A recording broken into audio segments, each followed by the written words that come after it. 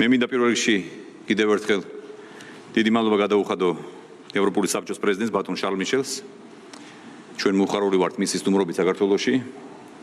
მინდა აღნიშნო, რა თქმა უნდა, ბატონი შარლ მიშელი პირველად ეწევა ჩვენს ქვეყანას და ეს არის ჩვენთვის ძალიან მნიშვნელოვანი დადასტურება ჩვენი მეგობრის, ჩვენი ქვეყნის მეგობრის და ასევე მინდა აღნიშნო, რა თქმა უნდა, ეს არის ევროკავშირის უმაღლესი რანგის ოფიციალური პირის პირველი ვიზიტი საქართველოში.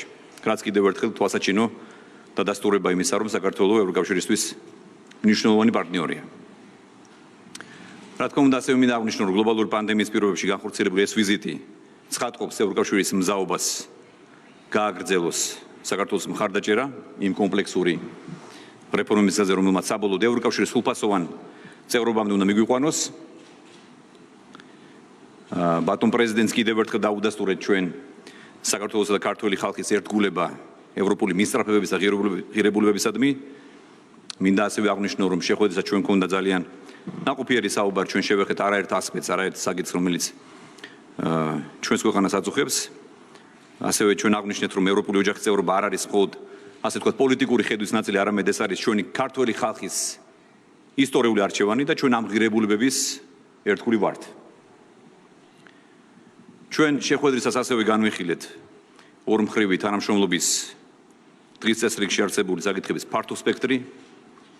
ბუნებრივია ყურადღება დაეთმო ქვეყანაში არსებულ პოლიტიკურ ვითარებას. ბატონ პრეზიდენტს დაუდასტურეთ ხელისუფლების მტკიცე მზაობა პოლიტიკურ ძალებთან დიალოგისთვის, რათა მაქსიმალურად მოკლე დროში შევძლოთ ქვეყანაში პოლიტიკური პროცესების ნორმალიზება და ასე ვთქვათ ერთობლივი ძალისხმევით ვებრძოლოთ არსებულ გამოწვევებს და ვიზრუნოთ ჩვენი ქვეყნის სტაბილურ განვითარებაზე. მე მინდა კიდევ ერთხელ ვისარგებლო შემთხვევით და მადლობა გადაუხადო ბატონ პრეზიდენტს, ბატონ შარლ მიშელს ევროკავშირის აქტიური ჩართულობისთვის და იმ დახმარებისთვის, რომელსაც ისინი გვიწევენ ჩვენს ქვეყანაში მიმდინარე რეფორმების, განსაკუთრებით კი პანდემიასთან ბრძოლის პროცესში.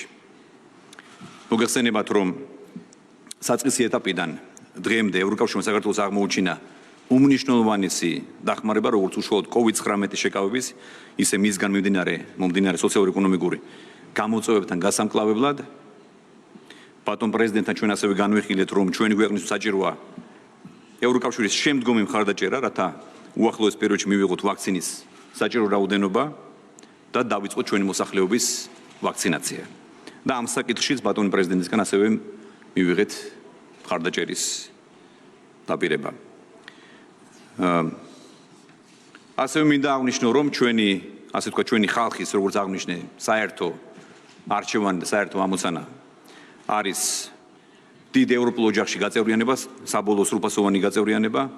ჩვენ ვაპირებთ, რომ 2024 წელს გავაკეთოთ განაცხადი ოფიციალურად ევროკავშირის სრულფასოვან წევრობაზე. ჩვენ კარგად გვესმის, რომ ეს არ იქნება იოლი გზა, ეს იქნება რთული და გამოწვევებით სავსე პროცესი, მაგრამ ჩვენ ვართ აბსოლუტურად მოტივირებული, რომ ერთიანი ძალისხმევით ეს გახდეს შესაძლებელი ჩვენი ქვეყნისთვის. ჩვენ ასევე შევეხეთ, რა თქმა უნდა, ერთ-ერთ მთავარ გამოწვევას, როგორც არის ოკუპაცია. მე მინდა ბატონ პრეზიდენტს მადლობა გადაუხადო იმისთვის, რომ მან თავად მოინახულა საოკუპაციო ხაზის მიმდინარე არსებული, ასე ვთქვათ, მძიმე ვითარება, პრობლემები, რომელიც ჩვენ გვაწუხებს, როგორც არის უკანონო დაკავება ჩვენი მოქალაქეების. სულ ახალხანს კიდევ ერთი ჩვენი მოქალაქე იქნა გასამართლებული ბატონი ზაზა გახელაძე. და რა თქმა უნდა, ეს არის, ასე ვთქვათ, ის საკითხი, რომელიც ჩვენს ქვეყანას, ჩვენს მოსახლეობას ძალიან აწუხებს და მე მინდა ჩვენ ევროკავშირს ძალიან დიდი მადლობა გადაუხადო მათი ჩართულობისთვის. და ბოლოს მე მინდა აღვნიშნო, რომ პრეზიდენტი შარლ მიშელის ვიზიტი კიდევ ერთი ნათელი დადასტურებაა იმისა, რომ ევროკავშირი მტკიცედ უჭერს მხარს საქართველოს სუვერენიტეტსა და ტერიტორიულ მთლიანობას საერთაშორისო აღიარებულ საზღვრებში. ჩვენ ვაფასებთ ევროკავშირის ჩართულობას კონფლიქტის გადაწყვეტის პროცესში და ჩვენ ვართ მადლიერი. კიდევ ერთხელ მე მინდა ამისთვის მადლობა მოგახსენო და გთხოვთ.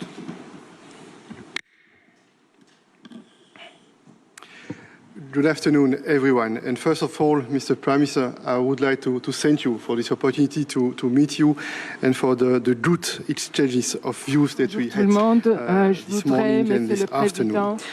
My first message is that the European Union is the reliable partner and friend to Georgia. And Georgia is a key partner for the EU. We share common values of democracy, rule of law, and respect for international law. კანონიერებას ჩემი მეორე მთავარი მიზანი და გზავნილი ისაა რომ თქვენს გვერდით ვართ COVID-19-ის ბრძოლაში თქვენ რთული სიტუაცია გაგაჩნიათ ამ კომპლექსურ და რთულ რეგიონში ჩემი მესამე გზავნილი ის გახლავთ რომ ეხლა და აქ მე მაწუხებს ძალიან ის გაღრმავებული პოლიტიკური კრიზისი რომელიც საქართველოში არსებობს არსებული პოლარიზაცია და კრიზისი იმაზე მეტყველებს რომ საქართველომ მოიპოვა წლების განმავლობაში ეს დემოკრატია და მიღწევები და ეს ყველაფერი თქვენი პრემიერ-მინისტრობის პერიოდში და თქვენი კოლეგების ძალისხმევითაც და ოპოზიციის ლიდერების ძალისხმევითაც უნდა გამოსწორდეს უნდა დასრულდეს პოლარიზაცია მთავრობამ ნებისმიერი ქვეყნის მთავრობამ უნდა გამოიჩინოს ლიდერული თვისებები და ასევე გამოწვევს გაუსწოროს თვალი და საქართველოს ინტერესებისთვის იმოქმედოს და ინტერესების გათვალისწინებით იმოქმედოს მე ყველა მხარეს მოვუწოდებ რომ მოხდეს დეესკალაცია და გაერთიანდეს ძალები იმისაც რომ პოლიტიკური დიალოგი შედგეს და მე ყველას ვიწევ რომ დღეს საღამოს შეხვდეთ დადგა იმის დრო რომ ფასილიტაციიდან გადავიდეთ მედიაციაზე და მე ვიმეორებ რომ პოლიტიკური დიალოგის დრო დადგა ეს პროცესი რამოდენიმე საკითხს მოაგვარებს ეს არის სასამართლო სისტემის რეფორმა დამოუკიდებელი და ანგარიშვალდებული სასამართლო არის ის ასპექტი რომელიც ჩვენი თანამშრომლობის ძირითად კომპონენტს წარმოადგენს საქართველოს მოქალაქეებს უნდა შეეძლოთ სასამართლოსადმი ნდობის გამოხატვა და შეგრძნება ეს მნიშვნელოვანი ასპექტია და ყველამ ვიცით რომ კონკრეტული საქმეები უნდა იქნეს მოგვარებული ასევე მოგიწოდებთ რომ კიდევ უფრო მეტი ძალისხმევით და მეტი ამბიციებით განახორციელოთ რეფორმები ამას დაჭირდება თქვენი ლიდერული პოზიცია ყველა მხრის ჩართულობა და კომპრომისებზე წასვლა ეს არის ის გზა და ის დემოკრატიული ფორმატი რომელიც მოგვიტანს კეთილდღეობას დემოკრატიას და კიდევ უფრო ძლიერი პარტნიორობა შედგება ევროკავშირსა და საქართველოს შორის The EU stands by Georgia during the current pandemic. პანდემიის პერიოდში ევროკავშირი და ჩვენი გუნდი მხარს უჭერს საქართველოს 1.5 მილიარდი ევროს ოდენობის პაკეტში იმისათვის რომ მოხდეს სოციალურ-ეკონომიკური საკითხების დაძლევა და ჩვენ ვართ ყველაზე დიდი მონაწილე ამ პროცესში იმისათვის რომ თქვენ გქონდეთ წვდომა ვაქცინებზე და მე პირადად გარწმუნებ რომ საქართველოს უახლოეს პერიოდში ექნება ვაქცინებზე წვდომა დღეს ასევე მქონდა საშუალება მივსულიყავი ადმინისტრაციულ ხაზთან და სამხრეთ ოსეთის ქართულ ტერიტორიაზე შევხედროდი ადგილობრივ თემს მე ვხედავ რომ ეს კონფლიქტი აისახება ადგილობრივ მოსახლეობაზე ბოლდერიზაცია უკანონო დაკავება აბსოლუტურად მიუღებელია მე ვიმეორებ რომ ევროკავშირი მხარს უჭერს საქართველოს სუვერენიტეტს ტერიტორიულ ერთიანობას საერთაშორისო აღიარებული საზღვრების ფარგლებში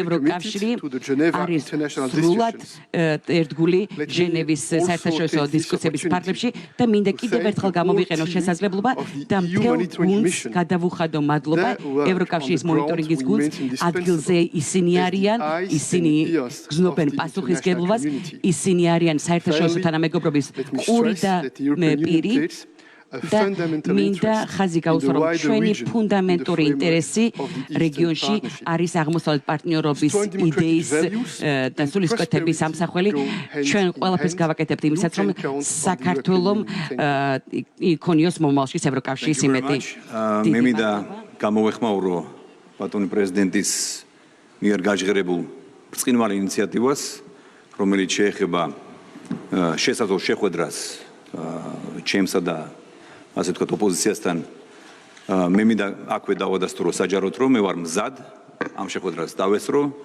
და მივიღო მონაწილეობა და ასევე მინდა აღვნიშნო რომ ჩვენ ყველაფერს გავაკეთეთ იმისთვის და მე მინდა ჩვენი მზაობა დავადასტურო ჩვენი გუნდის სახელით რომ ასე ვთქვათ კონკრეტული ნაბიჯები იქნას გადადგმული დეესკალაციისთვის და რეალური კონსტრუქციული დიალოგისთვის.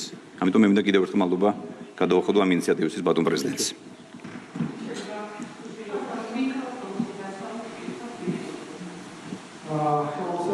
I am Miriam Gorgodze, channel Rustavi 2. I wanted to ask the question about the political situation in Georgia. You were talking about this issue. I am საკითხზე. President Michel, თქვენ ხედავთ რეალურ გამოსავალს პოლიტიკური დიალოგის ფარგლებში, რასაც თქვენ გვთავაზობთ რეკომენდაციის სახით. ოპოზიციის ჩართულობით რა უნდა გააკეთონ მათ იმისათვის რომ ეს პოლიტიკური სიტუაცია განიმუხტოს და ასევე მინდა ვიკითხო როგორ ხედავთ არსებობს რეალური პოლიტიკური ფასი რომელიც საქართველოს მოუწევს გადახდა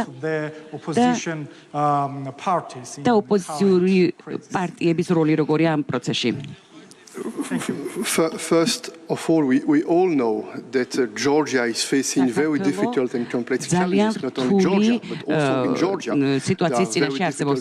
არა მარტო საქართველოს ეხება ეს არის გლობალურად COVID-ის მიერ გამოწვეული სირთულეები და ვაქცინებზე წვდომა და ასე შემდეგ. არსებობს იმის აუცილებლობა, რომ შემუშავდეს სტრატეგია და ჩვენ ამაზე გქონდა საუბარი საქართველოს პრემიერ-მინისტრთან იმისაც, რომ ქვეყანა მიქონებს წვდომა ვაქცინებზე და თან საერთაშორისო დონეზე გეოპოლიტიკური სიტუაციაც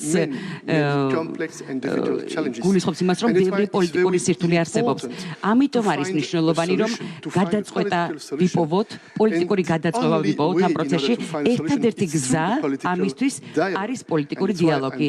ამიტომ მახარებს, რომ ეს გზავნილი, რომელიც ბატონმა პრემიერ-მინისტრმა გამოხატა, რომელსაც ევროკავშირს წავიღებ, რომ სხვადასხვა მოსაზრება იქნება გაჟღერებული, მოსმენილი, სხვადასხვა საკითხებზე შედგება დიალოგი, სხვადასხვა ელემენტზე იქნება საუბარი, იმისაც რომ წინსვლა ვიქონიოთ.